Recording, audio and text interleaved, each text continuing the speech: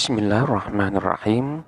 Pembahasan kita kali ini adalah perbedaan yang ada pada penggunaan masdar sharih dan masdar muawwal. Masdar sharih dan masdar muawwal ini adalah suatu bentuk kalimat yang berbeda. Sekalipun masdar muawwal itu nantinya akan memiliki hukum yang sama dengan masdar sharih. Namun di dalam penggunaannya ada kalanya hanya bisa digunakan masdar sharih saja dan tidak bisa digunakan masdar muawwal. Demikian pula hanya bisa digunakan dengan bentuk masdar muawwal dan tidak bisa digunakan dalam bentuk masdar sharih. Namun ada kalanya juga boleh kedua-duanya. Sebelum kita bahas tentang perbedaan penggunaan dari masdar sharih dan masdar muawwal, terlebih dahulu kita fahamin tentang apa itu masdar dan apa itu kalimat fi'il. Masdar sendiri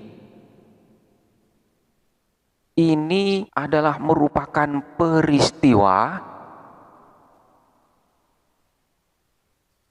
yang masih murni. Artinya peristiwa tersebut masih belum terikat dengan waktu.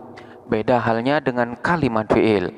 Kalimat fi'il itu adalah suatu kalimat yang mengandung makna peristiwa atau perbuatan, namun di sini masih terikat dengan zaman atau waktu. Bisa telah, bisa akan, bisa sedang. Namun sekalipun masdar ini juga sama-sama mengandung makna peristiwa, bedanya di sini dia tidak terikat dengan waktu atau zaman. Di dalam penggunaannya, terkadang masdar ini sama dengan kalimat fi'il.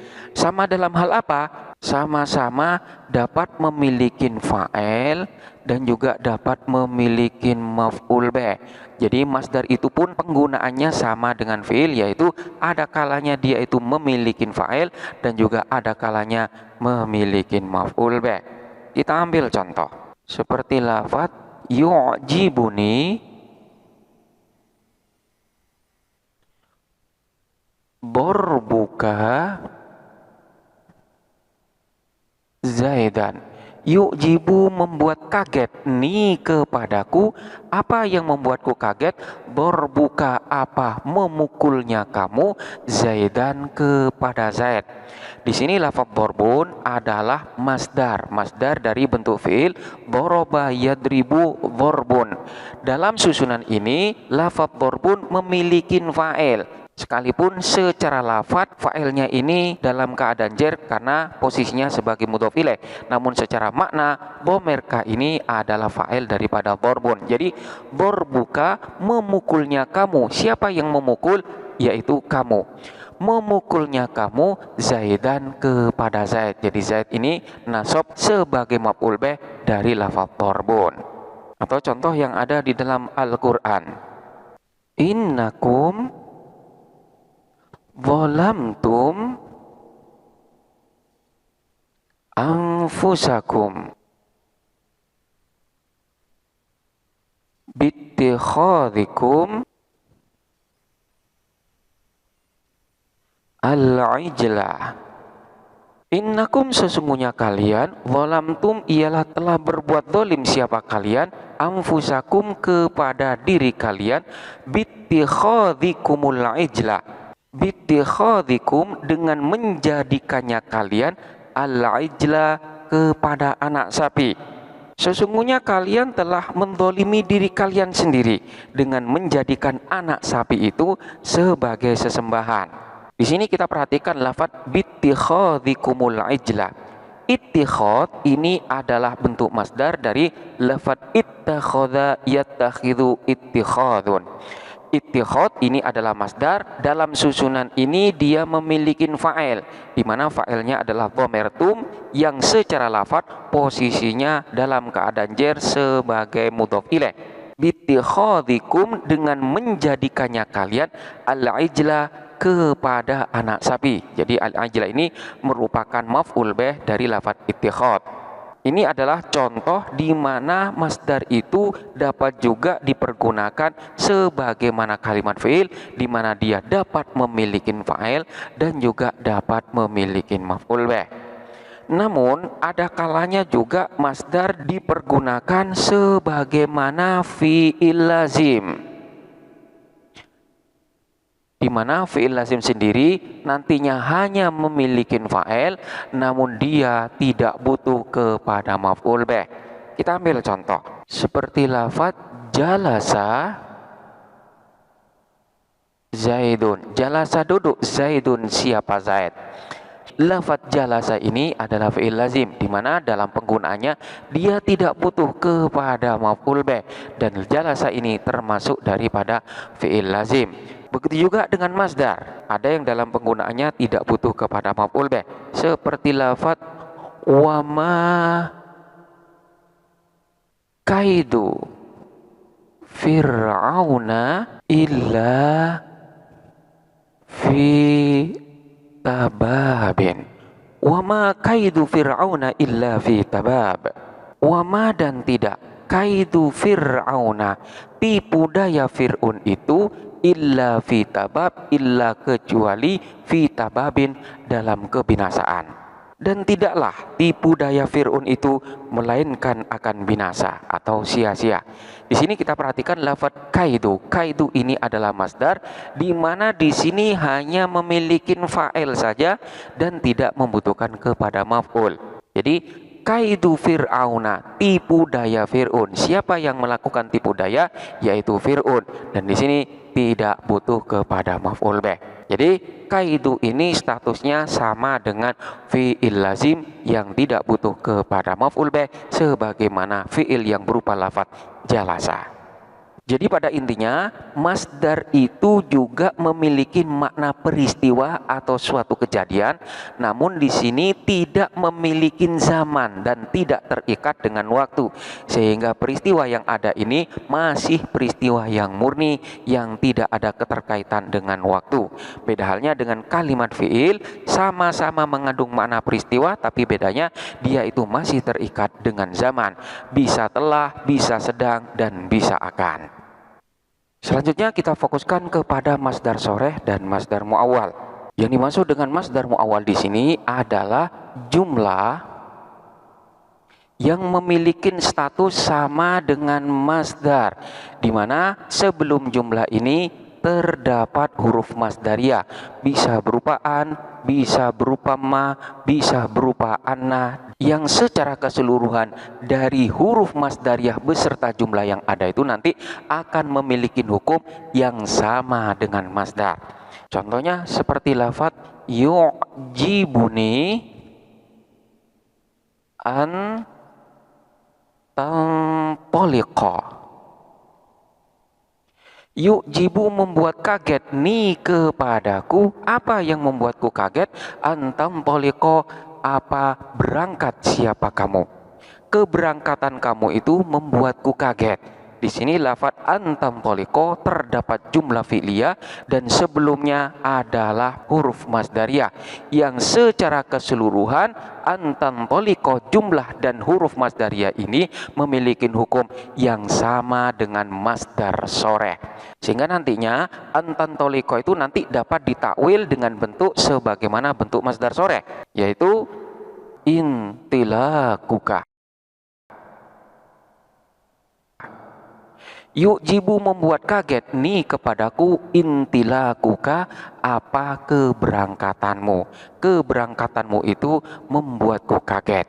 Intilak ini adalah bentuk masdar soreh dari fi'il madhi yang berupa intolako. Intolako yantoliku intilakun atau intilakon. Inilah yang disebut dengan masdar soreh. Sementara masdar muawwal ini jumlah yang nantinya ditakwil masdar dengan huruf masdariyah yang memiliki hukum yang sama dengan masdar soreh. Namun keduanya ini berbeda dalam segi makna dan pemakaian. Terkadang masdar sore ini dapat digunakan pada posisi yang tidak dapat ditempatin oleh masdar muawwal. Begitu pula sebaliknya, yaitu masdar muawwal berada pada posisi yang tidak dapat digantikan dengan masdar sore. Apa perbedaan di dalam penggunaan di antara kedua masdar ini? Yang pertama, terkadang masdar muawwal ini dapat menempatin di posisi sebagai musnad dan juga musnad ilaih. Apa itu musnad dan apa itu musnad ilaih? Musnad ilaih itu adalah suatu kalimat di mana pada kalimat itu disandarin suatu hukum. Jadi musnad ilaih itu maknanya adalah disandari. Sementara musnad ini adalah disandarkan. Jadi musnad ini adalah suatu kalimat yang disandarin suatu hukum. Sementara untuk yang musnad itu adalah kalimat yang merupakan hukum yang disandarkan kepada musnad ilaih. Kita ambil contoh seperti lafadz qala Muhammadun. Qala berkata Muhammadun, siapa Muhammad. Lafadz Muhammad ini adalah musnad ilaih, di mana pada lafadz Muhammad ini disandarin suatu hukum. Apa hukumnya? Yaitu qala. Jadi lafadz qala yang merupakan hukum atau peristiwa ini disandarkan kepada Muhammad. Jadi qala ini adalah musnad di mana dia disandarkan kepada Muhammad, sementara Muhammad ini adalah musnad ilaih karena pada dirinya disandarkan suatu peristiwa atau suatu hukum. Terkait dengan pembahasan musnad dan musnad ilaih ini telah dibahas pada pembahasan sebelumnya. Silakan dipelajari kembali. Jadi perbedaan yang pertama, masdar muawwal itu dapat menempatin posisi musnad dan dapat menempatin posisi musnad ilaih, di mana posisi daripada masdar muawwal itu nantinya tidak dapat digantikan dengan masdar sore. Kita ambil contoh seperti lafadz dhanantu annaka mujtahidun. Dhanantu menyangka siapa saya, annaka kepada sesungguhnya kamu, mujtahidun ialah orang yang bersungguh-sungguh. Di sini terdapat dhanna, di mana dhanna ini termasuk dari kalimat fiil yang butuh kepada dua maf'ul bih. Dan dalam susunan annaka mujtahidun pada asalnya ini anta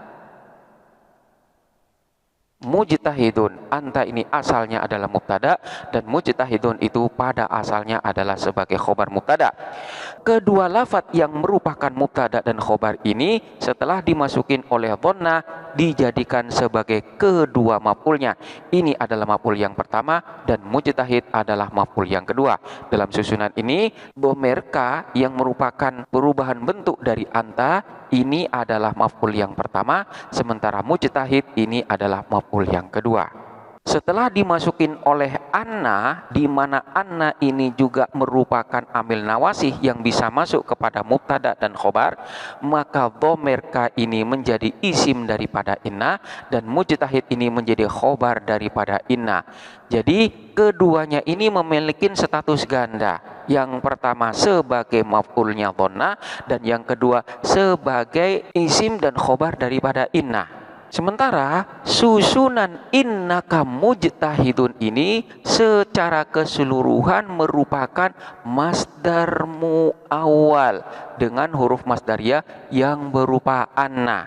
Dan di sini posisi daripada masdar muawwal itu tidak dapat digantikan dengan masdar sore. Kenapa? Karena manakala digantikan dengan masdar sore, maka nantinya akan menjadi satu kalimat, yaitu akan berubah lafadz ijtihadaka. Sementara dhonna sendiri membutuhkan kepada dua kalimat sebagai kedua maf'ulnya. Maka dalam hal ini tidak bisa masdar sore yang nantinya merupakan satu kalimat menggantikan posisi masdar muawwal yang pada asalnya berupa jumlah yang berupa dua kalimat. Anta mujtahidun. Contoh yang lain seperti lafadz ahasiba an-nasu an yujroku. Ahasiba, apakah menyangka, an-nasu, siapa manusia, ayyujroku, kepada ditinggalkan siapa mereka.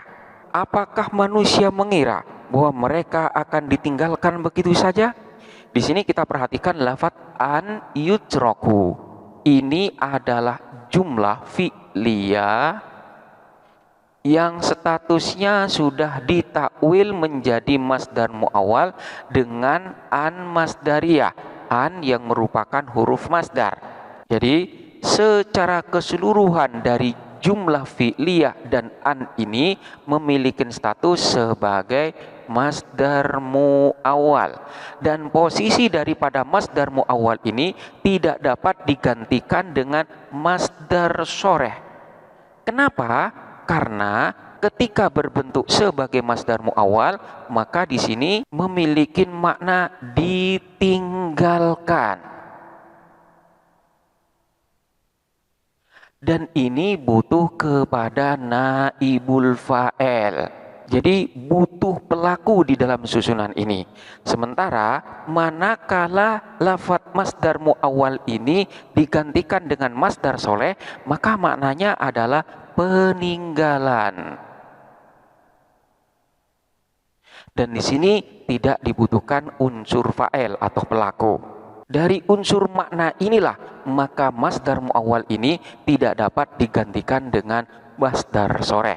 Jadi maknanya harus mengandung makna kalimat fi'il di mana di sana terdapat pelakunya. Ahasiban nasu ayyutraku, apakah manusia itu mengira bahwa dia itu akan ditinggalkan begitu saja? Jadi ditinggalkan. Siapa yang ditinggalkan? Di sini ada pelakunya. Dan ini tidak bisa digantikan dengan makna peninggalan. Apakah manusia itu mengira terhadap peninggalan? Maka maknanya pun akan menjadi rusak dan tidak sesuai dengan maksud yang dikehendakin. Ini yang pertama, di mana masdar muawwal itu dapat menggantikan posisi daripada musnad dan musnad ilaih. Dhamir kaf ini statusnya adalah sebagai musnad ilaih, sementara musnadnya adalah lafadz mujtahid yang secara keseluruhan itu posisinya ditempatin oleh masdar muawwal. Demikian berupa lafadz ayyujroku, ini adalah jumlah fi'liyah yang terdiri dari fi'il dan naibul fa'il. Fi'ilnya ini adalah musnad, sementara naibul fa'ilnya adalah musnad ilaih yang secara keseluruhan ini ditempatin oleh masdar muawwal. Kemudian yang kedua, masdar muawwal ini posisinya tidak dapat digantikan dengan masdar sore manakala masdar muawwal ini menempatin posisi sebagai khobar dari af'alur roja, di mana khobar daripada af'alur roja itu harus berupa jumlah fi'liyah yang didahuluin dengan an. Kita ambil contoh seperti lafadz asa Allahu an yatuba alaihim. Asallahu ayyatuba alaihim. Asa mudah-mudahan Allahu siapa Allah ayyatuba ialah menerima taubat siapa Allah alaihim atas mereka. Mudah-mudahan Allah menerima taubat mereka. Di sini terdapat asa yang merupakan af'alur roja dan terdapat khobar yaitu berupa lafadz ayyatuba, di mana khobar daripada asa ini haruslah berupa jumlah fi'liyah yang didahuluin dengan an. Ayyatuba di sini adalah merupakan bentuk dari masdar muawwal, di mana posisi daripada masdar muawwal ini tidak dapat digantikan dengan masdar sore. Kenapa? Karena ketika masdar muawwal ini digantikan dengan masdar sore, maka nanti bentuknya tidak berupa jumlah fi'liyah yang didahuluin dengan an. Tidak bisa lafadz ayatubah ini diganti dengan at-taubah,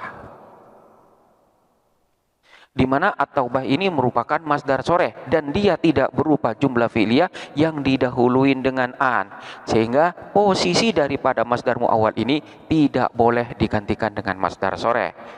Jadi kesimpulannya, semua posisi yang mengharuskan berupa jumlah, di mana jumlah ini terdiri dari dua kalimat, baik itu susunan fi'il dan fa'il ataukah susunan mubtada dan khobar, maka ketika jumlah ini nantinya akan ditakwil dengan huruf masdariyah sehingga nantinya akan berupa masdar muawwal, ini tidak boleh posisinya digantikan dengan masdar sore, karena masdar soleh sendiri bentuknya tidak berupa jumlah melainkan sebagai kalimat yang mufrad, artinya tidak berupa jumlah.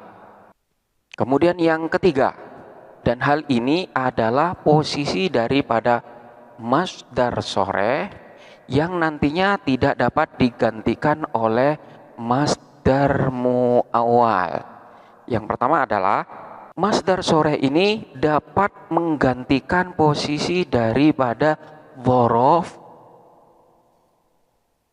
zaman, sementara masdar muawwal tidak dapat menggantikan posisi dari dzaraf zaman.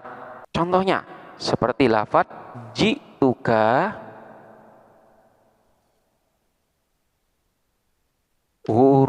ghurubasyamsi. Jitu datang siapa aku ka kepadamu ghurubasyamsi pada saat tenggelamnya matahari. Aku datang kepadamu pada waktu matahari tenggelam. Ghurubasyamsi ini adalah dzaraf zaman, di mana posisinya ini boleh digantikan dengan masdar sore. Ghurub sendiri adalah merupakan masdar sore dari kalimat fi'il yang berupa ghoroba yaghrubu ghurubun atau ghuruban. Jadi ghurub ini adalah masdar yang mengandung makna dzaraf zaman. Ghurubasyamsi, tenggelamnya matahari. Posisi semacam ini tidak bisa digantikan dengan masdar muawwal. Tidak bisa kita katakan ji'tuka an taghruba asyamsu. Karena yang dikehendakin di sini adalah makna keterangan waktu, bukan mengandung makna peristiwa atau pekerjaan. Jadi ji'tuka ghurubasyamsi, aku datang kepadamu pada waktu tenggelamnya matahari. Dan lafadz anta ghuruba tidak dapat menggantikan makna dzaraf zaman yang terkandung di dalam lafadz ghurubasyamsi ini. Contoh yang lain seperti lafadz ji'tu kudumal haji. Jitu datang siapa aku kudumal haji pada saat kedatangan orang yang haji. Aku datang pada waktu orang yang berhaji itu datang. Di sini lafadz kudum adalah masdar sore yang mengandung makna dzaraf zaman. Jadi pada saat atau pada waktu kedatangan orang yang haji, dan posisinya ini tidak dapat digantikan dengan masdar muawwal. Tidak bisa kita katakan jitu an taqduma. Jitu datang siapa saya antakduma. Antakduma ini adalah masdar muawwal yang tidak mengandung makna dzaraf zaman melainkan mengandung makna peristiwa atau perbuatan. Padahal yang dibutuhkan di sini adalah kalimat yang mengandung makna keterangan waktu. Kemudian yang keempat adalah untuk masdar sore ini dapat diberi sifat. Sementara untuk masdar muawwal ini tidak bisa diberi sifat. Sehingga manakala posisi daripada masdar sore itu diberi sifat, maka posisinya tidak dapat digantikan dengan masdar muawwal. Contohnya seperti lafadz yu'jibuni intilaquka as-sari'u. Yu'jibu membuat kagum ni kepadaku atau membuat heran ni kepadaku, intilaquka apa keberangkatanmu, as-sari'u yang cepat. Aku heran dengan keberangkatanmu yang cepat. Di sini lafadz intilak adalah masdar soreh yang diberi sifat, yaitu lafadz as-sari, dan posisinya ini tidak dapat digantikan dengan masdar muawwal karena masdar muawwal tidak dapat diberi sifat. Tidak bisa kita katakan yu'jibuni an tantoliqa. Yu'jibuni an tantoliqa as-sari'u. Ini adalah susunan yang keliru karena masdar muawwal tidak bisa disifati. Kemudian yang kelima, masdar soreh dapat menggantikan fiilnya. Jadi dapat berposisi sebagai naibul fi'li, pengganti daripada makna fiilnya. Dalam hal ini, makna fiil yang dapat digantikan itu adalah makna dari fiil amar. Fiil yang mengandung makna perintah. Contohnya, seperti lafadz sobron. Ya Muhammad. Sobron ya Muhammad. Maknanya adalah bersabarlah ya Muhammad, wahai Muhammad. Lafadz sobron ini adalah masdar muawwal, di mana makna yang terkandung di dalamnya adalah makna dari fi'il amar. Seolah-olah kita mengatakan isbir ya Muhammad, hendaklah bersabar engkau wahai Muhammad. Ada kalanya juga masdar soreh ini menjadi naibul fi'li, menggantikan posisi daripada fi'il yang mengandung makna doa. Contohnya seperti lafadz sakyan laka.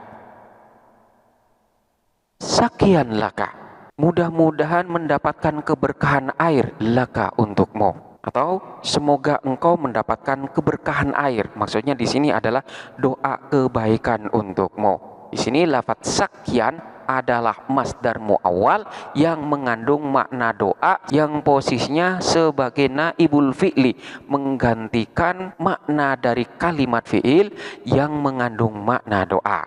Kedua bentuk daripada masdar soreh di dalam contoh ini tidak bisa digantikan dengan masdar muawwal karena masdar muawwal tidak dapat menjadi naibul fi'li.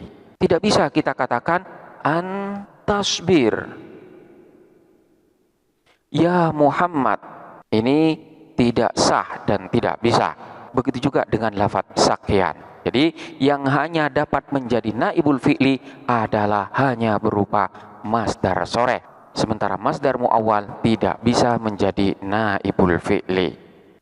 Kemudian yang keenam adalah masdar soreh ini dapat digunakan sebagai taukid untuk fi'ilnya.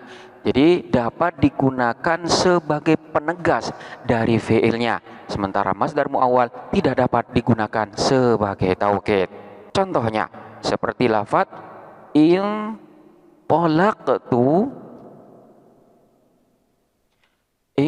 intilaqan.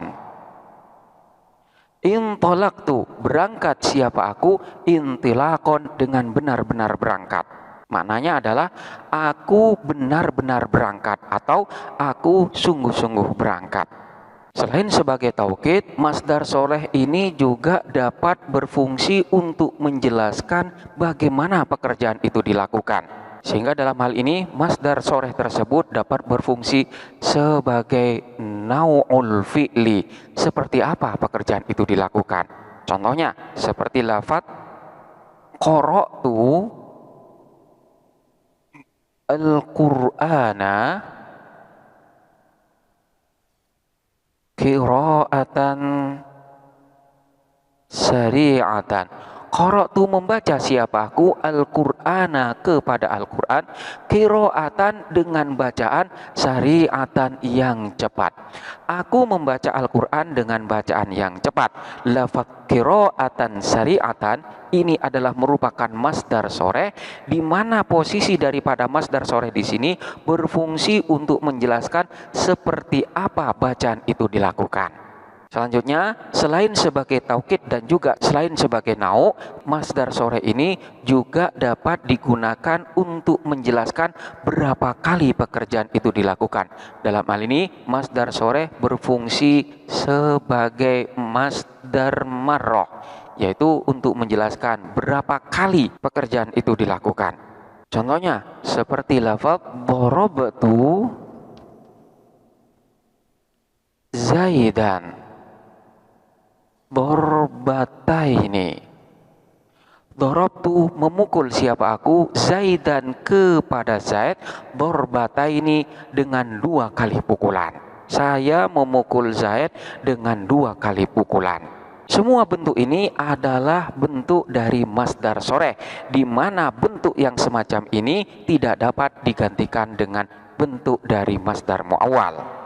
Ini adalah beberapa contoh dari penggunaan masdar muawwal yang posisinya tidak dapat digantikan dengan masdar sore. Begitu pula sebaliknya, posisi daripada masdar sore tidak dapat digantikan dengan masdar muawwal. Masih banyak beberapa hal yang lain yang terkait dengan hal ini. Untuk saat ini kita cukupkan sampai di sini.